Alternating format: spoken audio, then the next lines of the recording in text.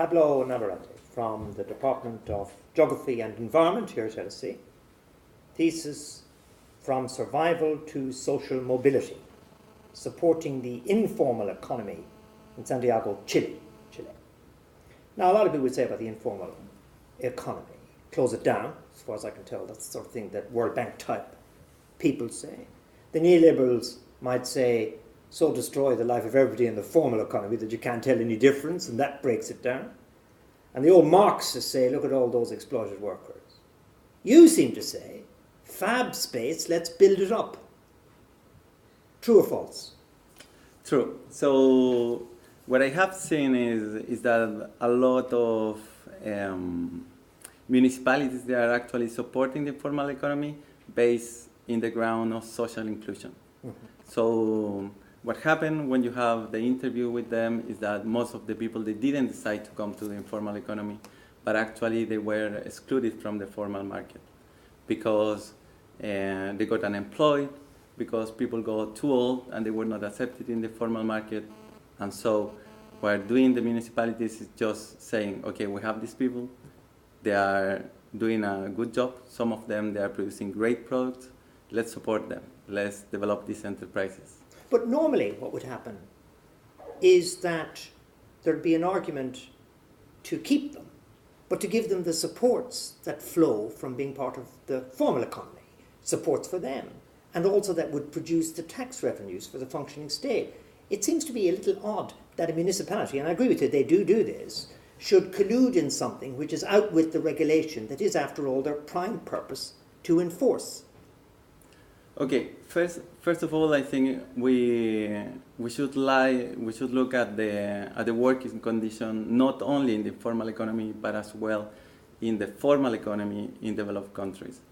And when you start looking at the salaries, for instance, in Chile, the minimum salary is around 250 pounds, but people in the formal economy with no education, for instance, waste pickers, 92% of the people, they didn't finish secondary education, so probably they would work for the minimum wage, but they get 500 pounds, 600 pounds, so they are much better off in the informal economy.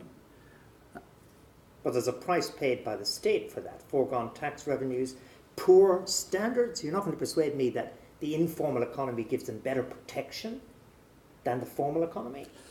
This is one of the other, I would say, myth or thing that happened with the formal economy. After the liberalization of the labor market, so the principle of self-responsibility that is very grounded in the way that in Chile you get social protection. So basically you have to pay anyway for getting help and getting pensions. So people in the formal economy, they are actually paying for getting health and education. And if you are in the formal one, you have to basically pay the same. My assumption is that the state provides services, which the state doesn't in fact provide. I think it's a developed world assumption. Yeah.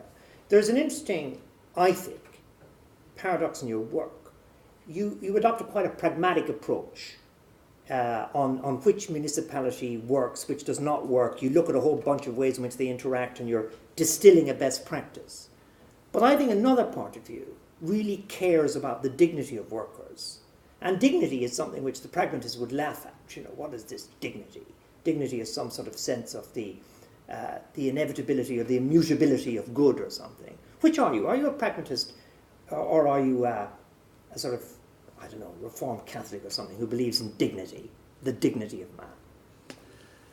I believe I am more a practical man, so I look at salaries, the reduction of child work, for instance, for providing child facilities, this kind of things, or better working condition by providing them with capital.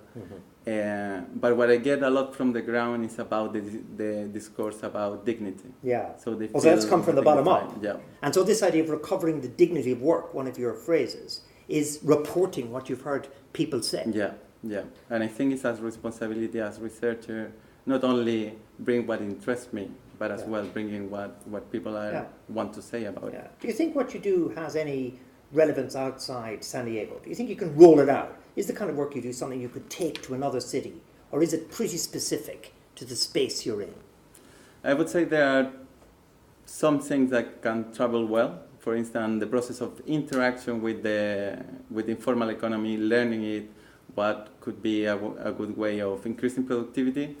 But as well, there are some things that need to adapt to the specific context and the specific sector as well.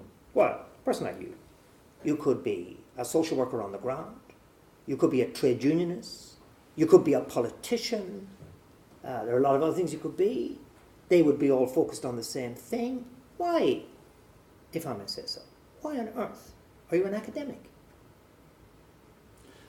I think academia has a lot of influence as well in the political world. So there is not such a the politician that doesn't make the policies from out of his head. Just they have an interaction with academia, and I think I want to play the role as an academic for probably providing more fair or from the bottom up, as you said, kind of policies. Well, Pablo Navarrete, thank you very much for subjecting yourself to this Gearty gruelling, and congratulations on being a victor in the highly, tightly fought battle to win the Strictly Come Researching Award. Thank you very much. Thank you.